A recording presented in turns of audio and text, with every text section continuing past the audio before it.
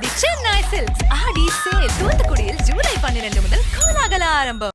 Paris ஒலிம்பிக்கில் இந்திய hockey அணியின் கனவு நாயகனாக மிளர்ந்து வரும் ஸ்ரீஜேஷை ரசிகர்கள் பாராட்டு மழையில் நனைத்து உற்சாகப்படுத்தி வருகின்றனர். பாரிஸ் ஒலிம்பிக்கில் PV சிந்துவில் தொடங்கி பெரிதும் எதிர்பார்க்கப்பட்ட பல நம்பிக்கை நட்சத்திரங்களும் பதக்க வாய்ப்பை இழந்துவிட்டனர். ஆனாலும் ஹாக்கியில் இந்தியா பதக்கம் வெல்லும், அதுவும் தங்கம் வெல்லும் என்ற நம்பிக்கை மேலும் வலுப்பட்டுள்ளது. இதற்கு காரணம் PR ஸ்ரீஜேஷ்.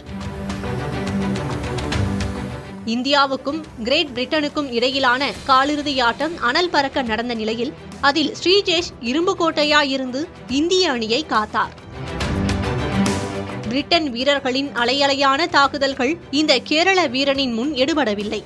இறுதியில் நிர்ணயிக்கப்பட்ட நேரத்தில் முடிவு கிடைக்காத நிலையில் பெனால்டி ஷூட் அவுட் கடைபிடிக்கப்பட்டது. இதில் பிரிட்டன் வீரர்களின் நேர்த்தியான நகர்த்தல்களை சாதுரியமாக முறியடித்து இந்தியாவின் வெற்றிக்கு காரணமாக அமைந்தார் ஸ்ரீஜேஷ். ஆட்டம் முடிந்த பின் பயிற்சியாளர் ஃபுல்டன் ஓடி வந்து ஸ்ரீஜேஷை இறுக கட்டிப்பிடித்து பாராட்டு மழையில் நனைவித்தார். சக வீரர்களும் ஸ்ரீஜேஷை கொண்டாடினர். மறுபுறம் சமூக தளங்களில் ஓவர் நைட்டில் மெகா ஹீரோ ஆகிவிட்டார் ஸ்ரீஜேஷ். எந்த கோணத்தில் இருந்து பார்த்தாலும் சரி, இது போன்ற போட்டியை காண முடியாது என ஸ்ரீஜேஷை சிலாகித்து தள்ளினர் ரசிகர்கள்.